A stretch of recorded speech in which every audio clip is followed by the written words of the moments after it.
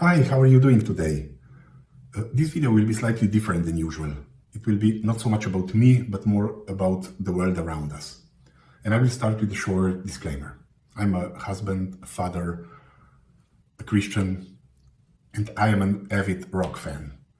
I support the principles of diversity, equality, and inclusion, that everyone should be treated equally in all aspects, regardless of race, religion, gender, sexual identity, or any other personal circumstance.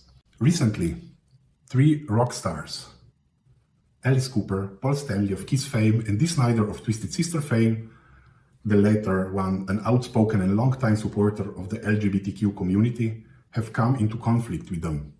The reason was their allegedly transphobic statements. It all started with Kiss frontman. He was the first of the trio to tweet his concerns about gender-affirming care for minors. Dee Snider supported Stanley's tweet and earned himself a cancellation from this year's Pride Parade in San Francisco, where he was supposed to sing the Twisted Sister classic, "We're Not Gonna Take It."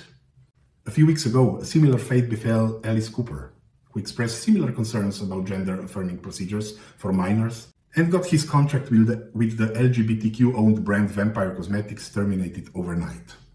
I will not argue about opinions on gender-affirming care. It's not my intention to search for who's right or wrong. For me, more interested was the strict reaction of the LGBTQ organizations. Because Alice, Dee, and Paul are not just any rockers. They're among those who significantly contributed to more tolerant, open, and inclusive society.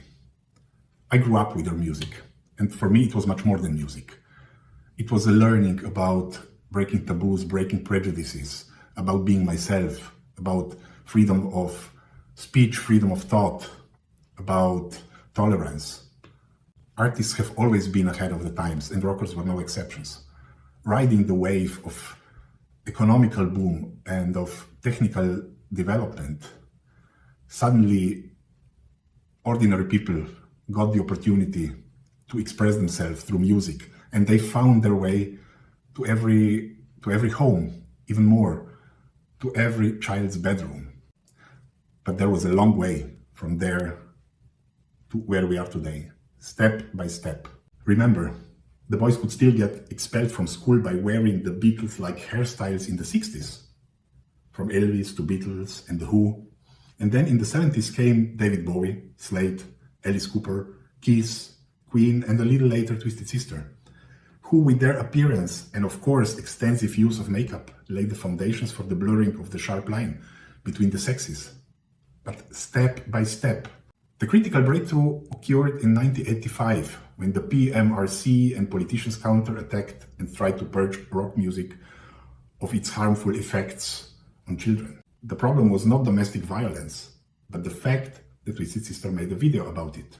In my humble opinion, the US Senate hearing is the finest moment in rock history. Remember, there was no internet back then, no social media where millions could join the supporting groups and stood behind those guys that went to the Senate hearing. No, Frank Zappa, John Denver, and Dee Snider were there alone, sitting in front of Joseph McCarthy, Al and Tipper Gore.